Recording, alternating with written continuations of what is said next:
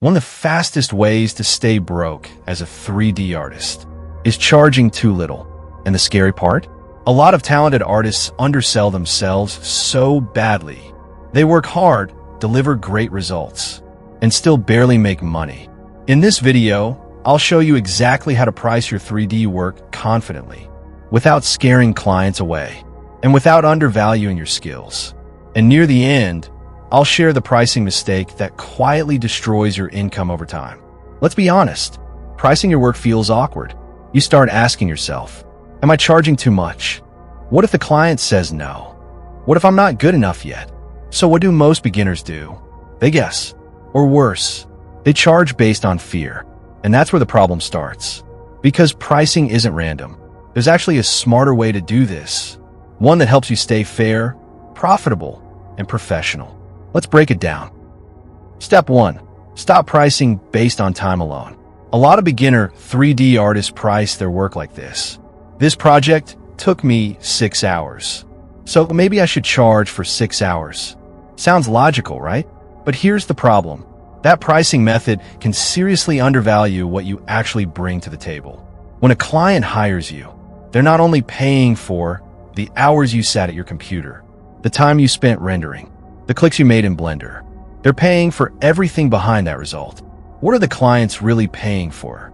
They're paying for the skills you spent months learning. Your artistic eye, your lighting choices, your material setup, your composition, your ability to solve visual problems. That knowledge has value. And here's where this gets really interesting. Charging only for time can actually punish you for getting better. Imagine this. Beginner artist takes 12 hours to finish a render. Experienced artist takes 4 hours to create something even better. Should the experienced artist earn less just because they became faster? Of course not. Speed is part of skill. Efficiency is valuable. Experience deserves to be paid. But there's an even bigger reason this mindset matters. Let's say you create a beautiful product animation for a skincare brand. That video helps them attract customers, look premium, sell more products. The client cares about that outcome, not whether it took you 5 hours, 8 hours, 2 late nights. Instead of asking, how long did this take me? Ask, what value does this create for the client? That question leads to smarter pricing. Now, this doesn't mean time never matters, because the next step is learning how to combine value with project complexity, and that's where pricing starts making real sense. So remember, you're not selling time. You're selling skill, experience, and results. Step 2. Price by project complexity. Not every 3D job takes the same amount of effort, so not every job should cost the same. That's what project complexity means.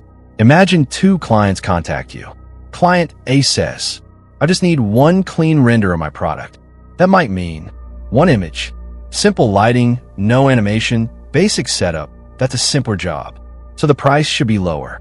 Client B says, I need a cinematic animation of my product rotating with dramatic lighting, close-up shots, motion, and effects. Now that means animation, camera movement, timing, rendering more frames, editing, more work overall. That's a harder job, so the price should be higher. More effort, more skill, more time equals higher price. Simple. But how do you actually know if a project is simple or complex? Use this quick checklist. Ask yourself, 1. How long will this take? 2 hours? 2 days? 1 week? Longer projects usually cost more. 2. How many moving parts are there? Still image? Animation? Effects? Multiple scenes? More parts equals more complexity. 3. How detailed is the work? Basic shapes? Highly realistic textures? Fine details? More detail equals more effort. 4. How many deliverables? 1 render? 5 angles? Full animation? More output equals higher price. Now think of it like ordering food. A plain sandwich costs less. A full meal with sides, drinks, and dessert costs more. Why? Because you're getting more. Same idea with 3D work. Some artists charge the same price for everything. That's dangerous, because then, easy jobs may feel overpriced. Hard jobs may make you underpaid. Neither is good. Let the project decide the price.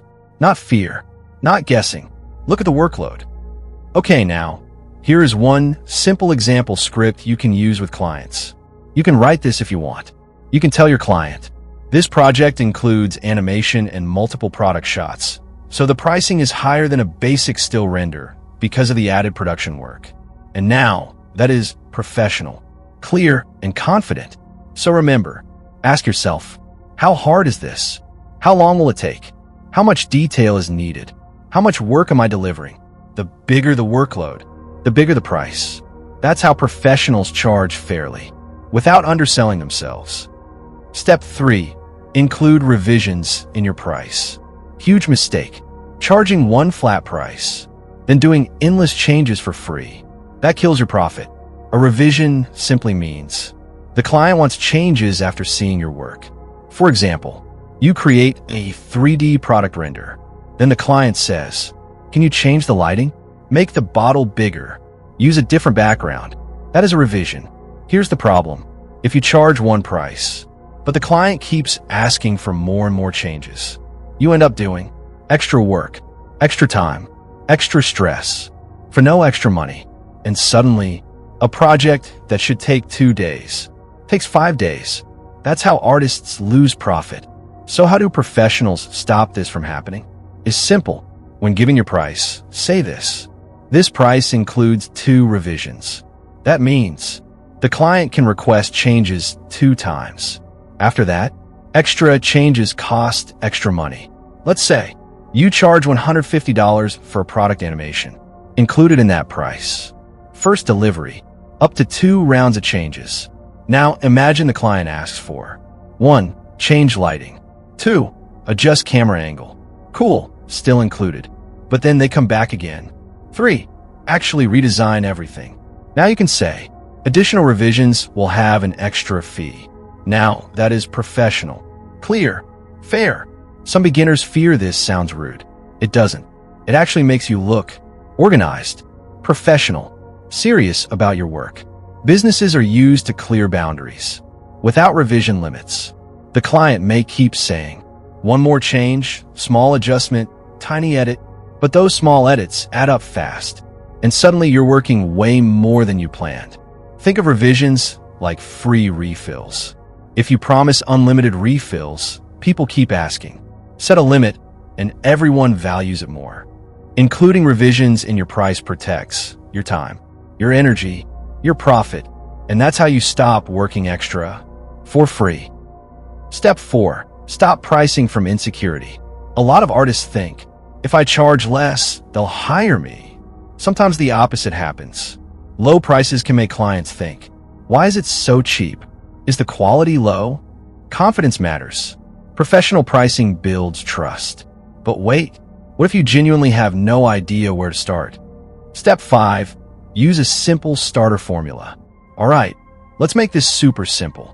Because when people hear pricing formula, it sounds complicated, but it's really just a way to stop guessing. Before you give any price, ask yourself, how much work is this actually asking for me? That's it. Think about these 4 things. 1. How hard is the project? Is it simple or advanced? Example, one still image is easier. Full animation is harder. Harder work should cost more. 2. How much time will it take? Will this take 2 hours? 2 days? 1 week? Longer projects need higher pricing because your time matters. 3. How many changes might happen? Clients often ask for edits, like move the camera, change the color, make it brighter. More changes equals more work. So include only a limited number for free. 4. How valuable is this for the client? This part is important. Ask, what are they using this for? Example, personal practice project equals lower value. Product ad for selling items equals higher value. If your work helps them make money, your work is worth more. Okay, but what does this look like in real life? Let's use simple examples. Example 1. Client wants one clean 3D product render. White background. No animation. Ask yourself, is it hard? No. Time? Short. Revisions? Few. Business value? Medium. So this would be a lower starter price. Example 2. Client wants animated skincare commercial, moving camera, fancy lighting, multiple edits. Now ask, is it hard? Yes. Time? Longer. Revisions? More. Business value? High. That should cost much more. Charging the same price for both projects. That's how artists lose money. Different workload equals different price. Ask, is this small, medium, or big work? Then price accordingly. That alone helps a lot. Your first price does not need to be perfect. You'll improve with experience. What matters most right now is stop guessing randomly. Start thinking professionally. The goal is simple. Charge in a way that respects your effort, your skill, your time, because if your pricing doesn't work for you, your business won't last. Step 6. You're not selling clicks. You're selling results. Clients are not buying polygons, keyframes, render settings. They're buying visuals, marketing, storytelling, impact. Remember that. So here's the better way to price your 3D work. 1. Don't charge by time alone. 2. Consider project complexity. 3. Limit revisions.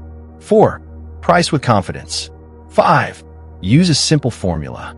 6. Focus on value. Do this, and you stop working hard for too little. If you want to turn your 3D skills into real income, subscribe. Because on this channel, I'm not just teaching you how to create, I'm teaching you how to build a career with it. And next, I'm going to show you how freelance 3D artists find clients consistently. You definitely want that one.